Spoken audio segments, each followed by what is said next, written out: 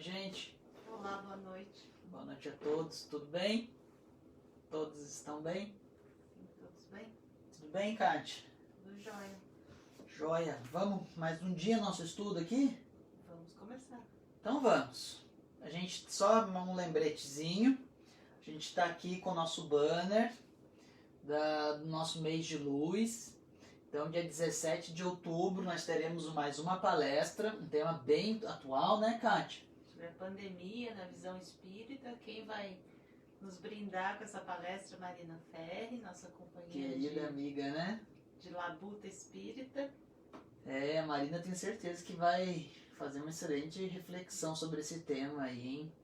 E também tem a parte artística, né? Com o nosso querido Ari Rangel. É isso aí. Aguardamos todos nas nossas redes sociais, né? Isso, sábado às 20 horas. No Facebook do Grupo Espírito de Atendimento Samaritanos de Jesus. E Amigos dos Samaritanos. E depois, em gravação, também teremos no nosso canal do YouTube, né? Sim, sim. Legal. Grupo Espírita, no canal do YouTube, é Grupo Espírito de Atendimento Samaritanos de Jesus.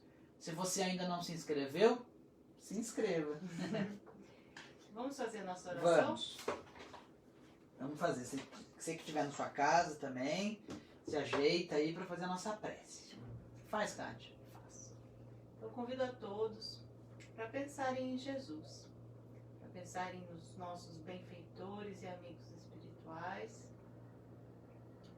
e pedir que Jesus nos envolva em seu amor, para que possamos sentir essas energias boas do seu amor, do seu carinho, e que os bons espíritos nos ajudem a compreender as lições de hoje, nos ajudem a refletir, para que possamos aplicar tudo isso no nosso dia a dia. Muito obrigada, Jesus, pela oportunidade do estudo. Que assim seja. Que assim seja. Vamos lá? Vamos, Kátia, deixa eu só fazer uma coisinha aqui. Enquanto você vai fazendo sua coisinha, a gente vai recapitulando o capítulo anterior, né, que foi o capítulo 15º, que a gente falou sobre a visita da mãe de André Luiz, né? Então, o mais importante dessa visita foi a lição que a mãe dele deixou pra gente, que a gente tem um condicionamento, né, o hábito do pensamento negativo de nos vitimizarmos sempre, e isso fica carregado e a gente acaba nem percebendo. E a própria mãe do André Luiz, ao sintonizar com ele, ela quase teve uma recaída, mas ela logo mudou a energia, mudou a faixa vibratória e trouxe essa lição para o filho, para sempre mudar, porque o que ficou para trás, ficou. Agora a gente tem que seguir adiante com novas energias. Uhum. E essa percepção, assim, é bem peculiar dos espíritos que já estão no estágio mais avançado, né, de compreensão espiritual. Sim, sim. Legal, nessa importante reflexão para sempre lembrar de estar sempre positivo. É difícil, muito difícil. Vamos lá para o novo capítulo? Ô, Kátia, a gente vai cantar hoje. Você combinou isso? Gente, Tô vendo mesmo. não é combinado, não. Tô vendo aqui na telinha aqui agora, não é combinado não, viu? Não é duplinha não. Acho que foi coincidência. Mas a minha é mais rosa, isso é vinho. Vamos lá, gente. Vamos Capítulo lá. 16. Confidências. Consolou-me a palavra maternal, reorganizando-me as energias interiores. Minha mãe comentava o serviço como se for uma bênção, as dores e dificuldades, levando-as a crédito de alegrias e lições sublimes. Inesperado e inexprimível contentamento banhava meu espírito. Aqueles conceitos alimentavam-me de estranho modo. Sentia-me outro, mais alegre, animado e feliz. Oh, minha mãe, exclamei comovido, deve ser maravilhosa a esfera de sua habitação. Que sublimes contemplações espirituais, que ventura! Ela esboçou um sorriso significativo e obtemperou. A esfera elevada, meu filho, requer sempre mais trabalho, mais abnegação. Não suponhas que tua mãe permaneça em visões beatíficas à distância dos deveres justos. Devo fazer-te sentir, no entanto, que minhas palavras não representam qualquer nota de tristeza na situação em que me encontro. É antes revelação de responsabilidade necessária. Desde que voltei da Terra, tenho trabalhado intensamente pela nossa renovação espiritual. Muitas entidades desencarnando permanecem agarradas ao lar terrestre a pretexto de muito amarem os que demoram no mundo carnal. Acho que isso daqui, vamos só terminar esse parágrafo, Kátia, mas gente, vamos atentar ao que ela está falando aqui, né? Bem interessante isso, olha, prestem atenção. Ensinaram-me aqui, todavia, que o verdadeiro amor, para transbordar em benefícios, precisa trabalhar sempre. Desde minha vinda, então, procuro esforçar-me por conquistar o direito de ajudar aqueles que tanto amamos. Vamos parar aqui. Vamos voltar, então, desde o começo do capítulo. Sabe o que me... Aqui, duas coisas, eu acho que, pelo menos eu consegui captar duas coisas aqui bem interessantes, Kátia. A questão do trabalho, que a gente vai estar ligado ao livro dos espíritos, da lei do trabalho, que é uma lei natural. Então, um espírito superior, ele não fica em contemplação, em adoração, em beatitude, que ela fala. Não, o espírito superior ele está sempre trabalhando para o próximo, com muita abnegação, com muito equilíbrio e discernimento. Isso mesmo. E isso é muito, muito relevante. Então, o trabalho no plano espiritual é incessante. E a gente lembra aquela passagem de Jesus que fala: o meu Pai trabalha até hoje e eu também trabalho como o meu Pai. Ou seja, tudo no universo está em constante transformação, reclamando por consequência constante trabalho dos espíritos responsáveis por essas atividades. Então, isso é muito relevante.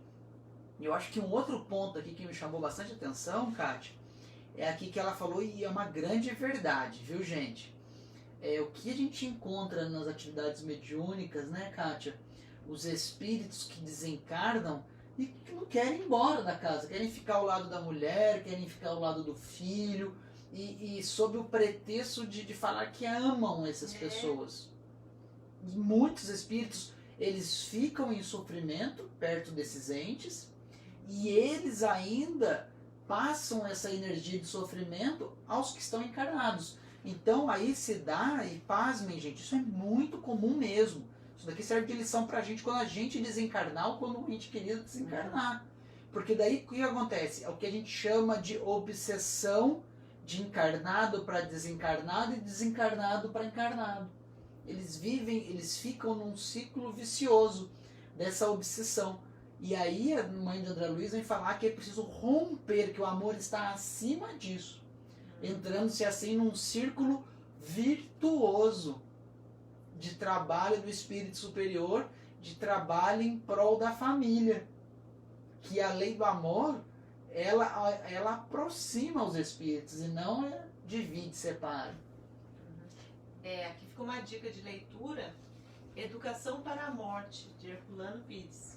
Então ele fala que durante a nossa vida, nossa vivência, nossos atos, nosso dia a dia, a gente tem que se preparar para saber fazer esse momento de transição. Então, a educação para a morte. Por quê? Para não ficar com esse apego, para não ter essa ideia falsa de amor que a gente tem, confundir o amor sublime, que a gente ainda não conhece, com o sentimentalismo.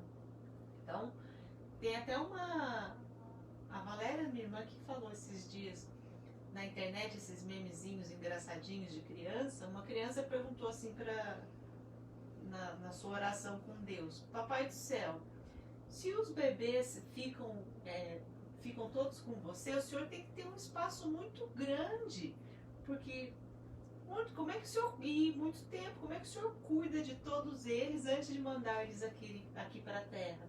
Então, realmente, os espíritos, os nossos pais, nossas mães, nossos maridos, nossos filhos, todos os espíritos daqui são de Deus, estão no plano espiritual e vão e voltam. Então, essa questão de que o Flávio comentou aqui, né, que muitos espíritos ficam em casa depois que desencarnam, cuidando porque amam muito, é apego, porque todos são de Deus, nossa vida real é no plano espiritual, né?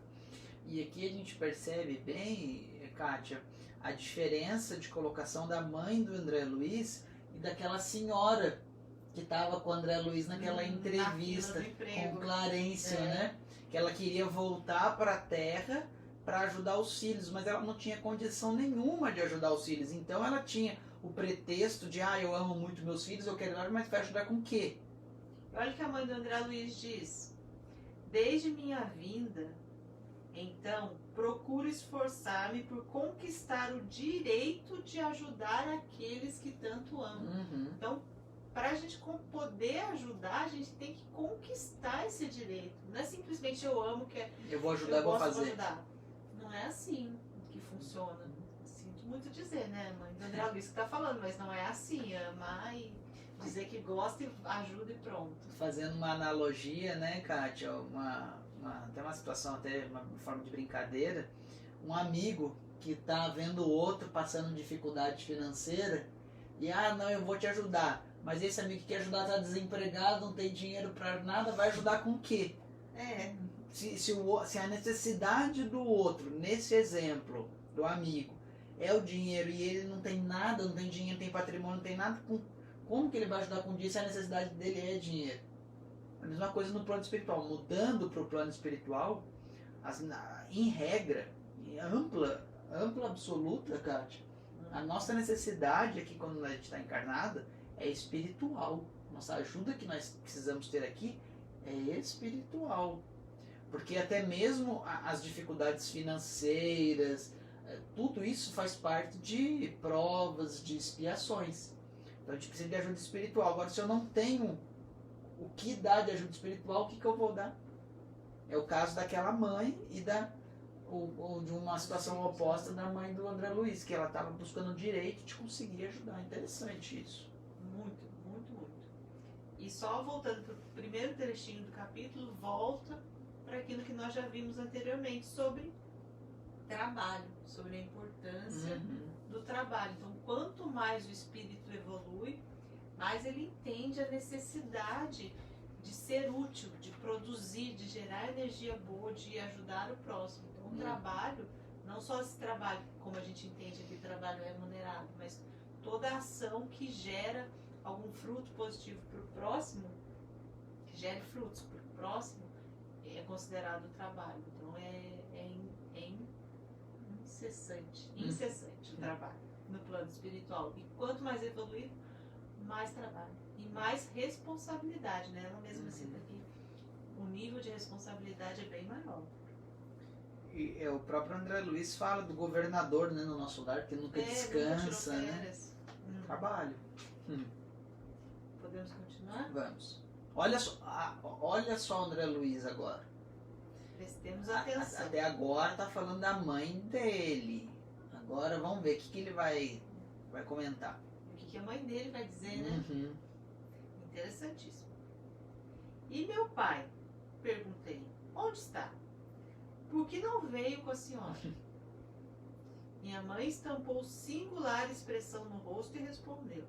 Imagina a singular expressão dela, né? Teu pai.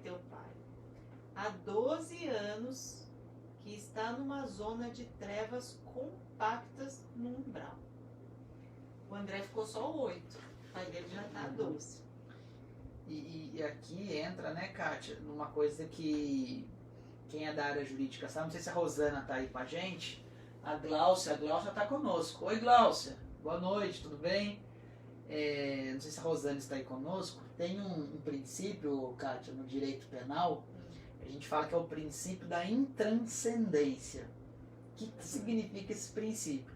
Nenhuma pena passa da pessoa do condenado.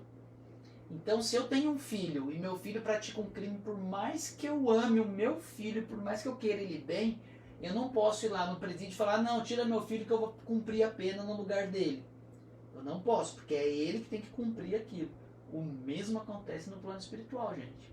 Mulher não salva marido, marido não salva mulher, pai não salva filho e filho não salva pai. Né? Isso é muito relevante. Somos espíritos individuais. Né? Graças a Deus. Bom. Há 12 anos que está numa zona de trevas compactas no umbral. Na Terra, sempre nos parecera fiel às tradições da família, arraigado ao cavalheirismo do alto comércio, a cujos quadros pertenceu até o fim da existência, e ao fervor do culto externo em matéria religiosa. Mas, no fundo, era fraco e mantinha ligações clandestinas fora do nosso lar. Duas delas estavam mentalmente ligadas à vasta rede de entidades maléficas. E tão logo desencarnou o meu pobre Laerte, a passagem no umbral lhe foi muito amarga, porque as desventuradas criaturas, a quem fizera muitas promessas, aguardavam-no ansiosas, prendendo-o de novo nas teias da ilusão. A princípio, ele quis reagir, esforçando-se por encontrar-me, mas não pôde compreender que após a morte do corpo físico, a alma se encontra tal qual vive intrinsecamente. Só uma pausa. Gente, a mãe do André Luiz aqui está falando que ele tinha 2 amantes. Ele tinha um relacionamento, dois relacionamentos extraconjugal. Que ninguém sabia. Que ninguém sabia. Então ele foi criando isso, né? Ele criou, né? A gente cava a nossa própria sepultura, né? Tem aquele ditado popular, e é uma grande verdade. Então ele foi para essa região umbralina porque ele foi como que num campo magnético sugado por essas duas entidades que viviam agregadas a outras entidades de natureza inferior. E ele tentou reagir, ele tentou encontrar com a mãe do André Luiz logo depois da morte, né? Mas não conseguiu. Olha só, seu Cátia, que legal. Seu Patrício está conosco também. Oi, seu Patrício, boa noite. Tudo jóia? Beijo pro senhor, seu Patrício. Vamos lá. A princípio ele quis reagir, esforçando-se por encontrar-me, mas não pôde compreender que após a morte do corpo físico, a alma se encontra tal qual vive intrinsecamente. Laerte, portanto, não percebeu minha presença espiritual, nem a assistência desvelada de outros amigos nossos.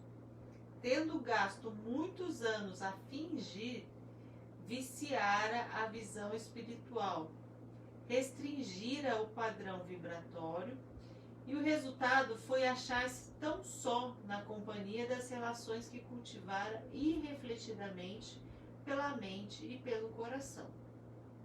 Os princípios da família e o amor ao nosso nome ocuparam algum tempo o seu espírito. De algum modo lutou repelindo as tentações, mas caiu afinal, novamente enredado na sombra, por falta de perseverança no bom e reto pensamento. É complicado, né, Kátia? Porque às vezes a gente fala assim, mas daí ele teve o livre-arbítrio obliterado, né? Teve caçado, livre-arbítrio revogado. Na verdade, a gente sempre tem o livre-arbítrio. Começou de algum ponto, começou de algum lugar. Diante das nossas escolhas, a gente vai se comprometendo a tal ponto que depois fica difícil a gente retroceder no caminho, né? Não é impossível, mas se torna uma tarefa muito árdua, né? Então a gente percebe, não só nesse caso do pai do André Luiz, mas inúmeras outras coisas, de vícios, tanto os vícios principalmente. Os vícios de modo geral, né? Em tudo, gente, todos os vícios. E aqui é interessante que a mãe do André Luiz estava ao lado dele, assim como ela estava ao lado do André Luiz, os benfeitores, mas mesmo assim ele não conseguia enxergar, né? Ele estava cego para essas coisas do plano maior. A Cristininha também tá conosco, Kátia. Um beijão pra Cristininha. Oi, dona Cristina. Então é isso. A gente, os nossos pensamentos, né? A nossa... É repetitivo falar, mas é a energia que a gente gera. Então, tudo que a gente pensa, porque a gente está pensando o tempo todo.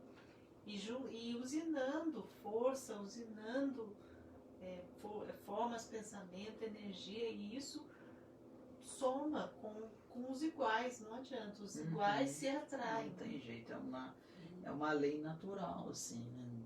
E é difícil, então por isso a gente tem que orar e vigiar sempre. Jesus já nos advertiu sobre isso, né?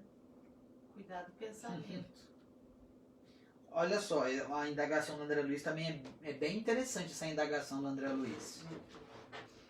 Muitíssimo impressionado, perguntei: não há, porém, meios de subtraí-lo a tais objeções?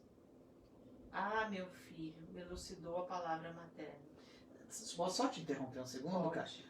Olha a pergunta do André Luiz. Mãe, não tem como a gente ir lá e de alguma forma Ajudar, tirar ele dessa... A força, né? Tirar ele dessa situação de forma compulsória. A ideia dele é exatamente isso. Não tem como a gente compulsoriamente tirar ele dessa situação? Vamos ver. Olha, Kátia, que legal. O pessoal do Centro Espírita Fraternidade também está conosco. Legal, boa noite. Abração, gente. E olha a resposta da mãe. Ah, meu filho, elucidou a palavra materna. Eu o visito frequentemente. Ele, porém, não me percebe. Seu potencial vibratório é ainda muito baixo. Olha aqui, potencial vibratório. Quer dizer que ele não consegue, ele não tem como vibrar, como sair daquilo, ele não tem como. É baixo, não tem energia para aquilo. Tento atraí-lo ao bom caminho pela inspiração, mas apenas consigo arrancar-lhe algumas lágrimas de arrependimento, de quando em quando, sem obter resoluções sérias. As infelizes, das quais se tornou prisioneiro, retiram-no as minhas sugestões. Venho trabalhando intensamente anos a fio. Solicitei o amparo de amigos em 5 núcleos diversos de atividade espiritual mais elevada, aqui inclusive em nosso lar. Certa vez, Clarencio quase conseguiu atraí-lo ao Ministério da Regeneração, mas debalde. Debalde é inutilmente. Não é possível acender luz em candeias sem óleo e sem pavio. Olha que analogia a Jesus Cristo. Olha só. Precisamos da adesão mental de Laerte para conseguir levantá-lo e abrir-lhe a visão espiritual. No entanto, o pobrezinho permanece inativo em si mesmo, entre a indiferença e a revolta. Aqui a gente até lembra o comecinho do livro do André Luiz, né? Aquele momento em que ele cai em si, que ele não só se arrepende, mas ele pede ajuda. E aqui ela está dizendo que ele está lá, que ele não enxerga a presença dos amigos espirituais no umbral, e eles estão só esperando essa mudança de atitude mental para que ele possa ser resgatado. Então depende única, exclusivamente, somente dele para ser resgatado. E isso daqui, Kátia, me remete à seguinte reflexão também, que a gente está sempre amparado por bons espíritos, que é bom. A gente tem sempre amigos espirituais ao nosso lado. Mas isso por si só não é suficiente. Depende muito da gente também, né? A gente tem que ter essa iniciativa para sair do nosso esgoto mental. Então, vejam só. Então, é importante a gente frequentar um templo religioso, não só espírita, qualquer templo religioso. É importante a gente debruçar sobre os livros, compreender, mas mais do que isso, é a gente se renovar mentalmente. Porque aí sim que os bons espíritos vão ter acesso a essa nossa transformação, né? E é engraçado porque dentro da casa espírita mesmo a gente ouve vários relatos dos nossos amigos, dos colegas que dizem assim, mas é difícil a gente perceber a ajuda espiritual. A gente tem que fazer um esforcinho também, né? A gente não quer que o espírito se materialize na nossa frente, pegue na nossa mão e conduza para diga o que a gente tem que fazer. E é muito sutil, como diz aqui a mãe do André Luiz, né? Ele não me escuta. Então a gente tem, se nós pararmos para prestar atenção no nosso dia a dia, nos nossos momentos de indecisão, nos nossos momentos de dúvida, sempre tem mais de uma opção dentro da nossa cabeça, né? Sempre tem uma vozinha, um pensamento, faz isso, e a gente bota para escanteio, né? A gente não dá atenção, porque a gente está habituado a ir fazendo maquinalmente, ou sempre fazer de um jeito, e a gente não para refletir, a gente não dá espaço para ouvir a voz dos nossos benfeitores, dos nossos anjos, guardiões, em forma de intuição. A gente tem que dar esse tempo, esse 1 minuto de respirar, me ajuda Jesus, já é o suficiente, é a portinha aberta para que eles nos auxiliem. Não é? Com certeza, é verdade. E tem uma colocação aqui da Rosana, Kátia, que é bem interessante, que ela fala assim, olha, Rosana, boa noite. Quantas vezes também como encarnados fazemos a mesma coisa, ficamos num ciclo vicioso que não se consegue libertar. É verdade isso, e essa questão de ficar nesse ciclo vicioso, de sempre fazer a mesma coisa, de sempre ter a mesma pedra de tropeço, de incidir nos mesmos erros, a gente leva isso por várias encarnações também, né? E isso daí a gente chama de cristalização dos vícios. A gente fica tão inserido nesse vício que isso se formam cristais mentais que a gente fica incidindo naquele erro num estado que a gente sempre fala aqui que é um estado letárgico.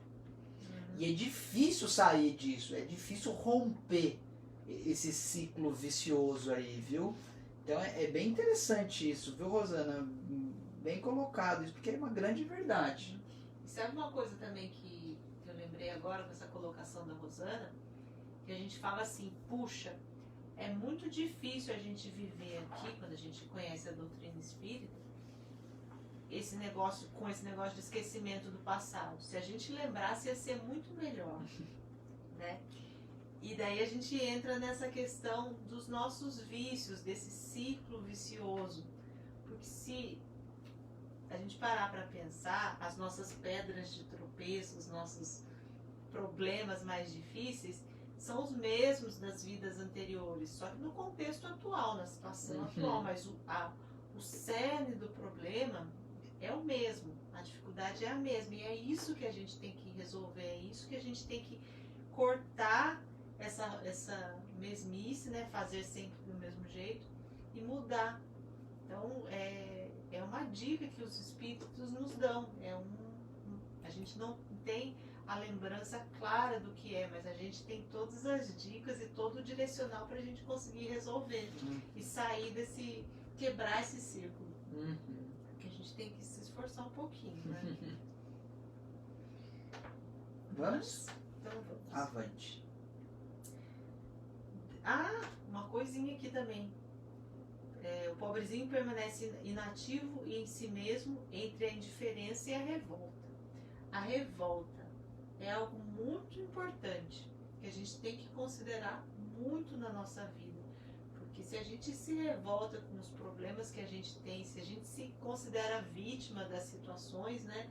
E se revolta contra Deus, contra a providência, contra a sociedade, contra o mundo, a gente cria uma barreira, né? A gente se torna inacessível mesmo para o auxílio dos bons espíritos. Então a revolta está aí uma coisa que a gente tem que cortar, batalhar, né? na nossa vida. Vamos lá. Depois de longa pausa, suspirou, continuando. Talvez não saibas ainda que tuas irmãs Clara e Priscila vivem hoje igualmente no umbral, agarradas à crosta da terra. Sou compelida a atender às necessidades de todos. Meu único auxílio direto repousava na cooperação afetuosa de tua irmã Luísa, aquela que partiu quando eras pequenino. Luísa esperou-me aqui muitos anos. Foi meu braço forte nos trabalhos ásperos de amparo à família terrena. Ultimamente, contudo, depois de lutar corajosa a meu lado em benefício de teu pai, de ti e das irmãs, tão grande é a perturbação dos nossos familiares, ainda na terra, que voltou a semana passada, a fim de reencarnar entre eles, num gesto heróico de sublime renúncia. Espero, pois, que te restabeleças breve, para que possamos desdobrar atividades no bem. Aqui vale comentário, gente, não tem jeito. São pontos importantes que a gente precisa comentar. E aqui tem vários. Muitos. O André Luiz, então vamos entender o contexto da família do André Luiz. Então tinha os genitores, que era o pai do André Luiz e a mãe, né, que está conversando com ele. O André Luiz e 3 irmãs. Então essa era a família do André Luiz. Pai, mãe, André Luiz e 3 irmãs. Uma desencarnou pequena, em tenra idade, que a gente fala, bem novinha, e foi para o plano espiritual. Quando a mãe do André Luiz desencarnou, encontrou com ela que ela estava numa colônia, era um espírito aparentemente superior, e elas sim ficaram juntas. Quando desencarnaram André Luiz, o pai e as 2 irmãs, os 4 foram para o umbral. Os 4 foram para essas regiões umbralinas. E o que aconteceu? As 2 começaram a trabalhar pelos 4. Então imagina o tanto de amor, de despendimento que a mãe do André Luiz não teve que dar de si em auxílio desses 4 aí. E daí o que aconteceu? O André Luiz, ele conseguiu resgatar, e olha como é que funciona a misericórdia de Deus. Porque o André Luiz, ele foi resgatado, e daí o que aconteceu? Como ele foi resgatado e estava se preparando para melhorar, a providência divina que autorizou que a irmã, que já estava no plano espiritual, reencarnasse no núcleo. Mas como se... Qual núcleo familiar, Flávio, se todos eles... Não, mas a família compreende tios, compreende irmãos, compreende primos. Sim. Existe esse laço espiritual entre todos. Ela foi reencarnar com algum desses membros familiares para ajudar os encarnados. Enquanto a mãe do André Luiz e o André Luiz estava se preparando para quê? Para ajudar os que estavam desencarnados. Então vejam como é que funciona a providência divina e como é que funcionam esses planos de reencarnação. Porque normalmente nós reencarnamos naquele mesmo seio familiar, naquele mesmo núcleo familiar. Isso é bem interessante. Volta lá naquele que a gente estava falando agora há pouco. Nos mesmos problemas de outras encarnações, geralmente com as mesmas pessoas.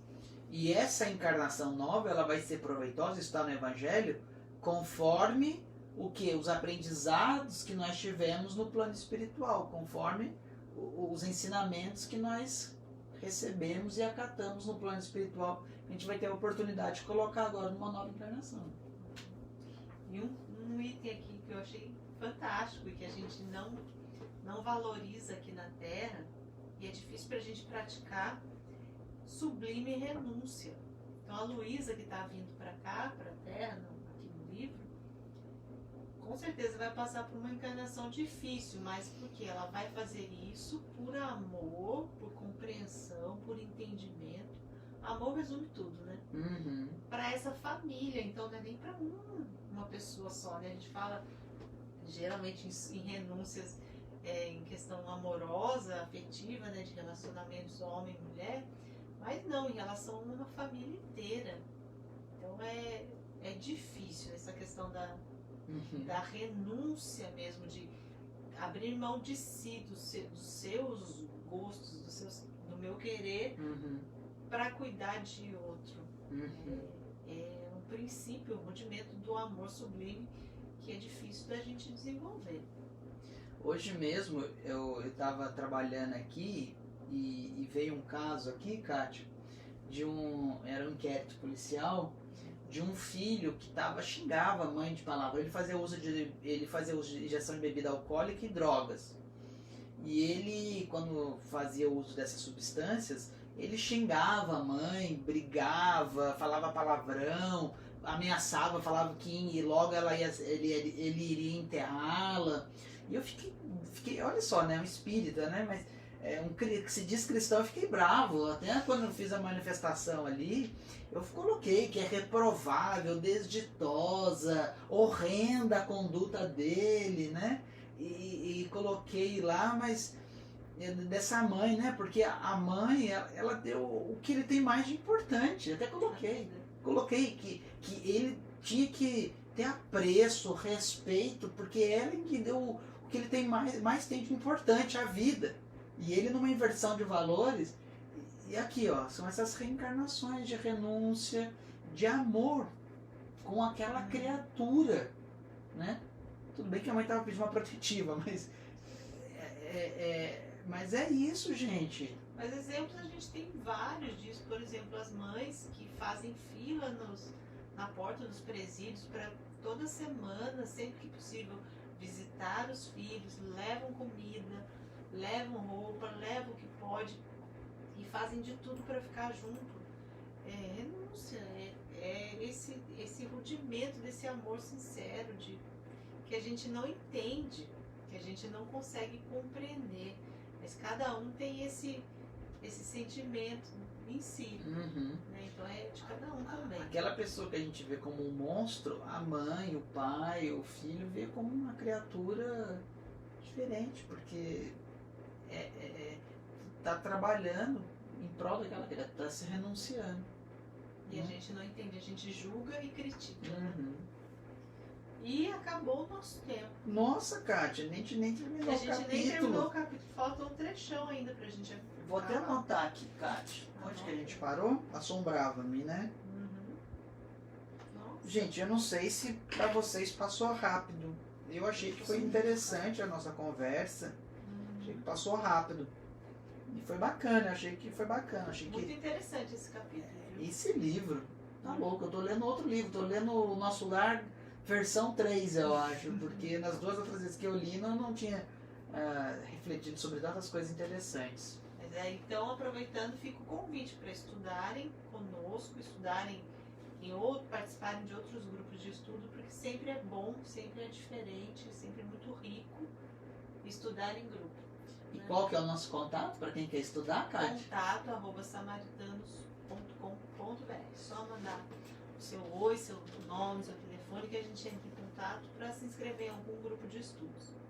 E também, lembrando, sábado, nossa, já saiu, às 20 horas, pelos nossos Facebooks, né? Grupo Espírita de Atendimento Samaritano de Jesus e Amigos Samaritanos de Jesus, A Pandemia na Visão Espírita com Marina Ferri e antes Momento Musical com Ari Rangel. Legal, acho que vai ser bem bacana. Como foi a semana passada também. Com certeza, nossa, foi muito boa. Interessante. Muito boa a reflexão dela, da Bel também. Gente, beijão pra todos, boa noite, fiquem com Deus. Até a próxima semana. Tchau, tchau, pessoal.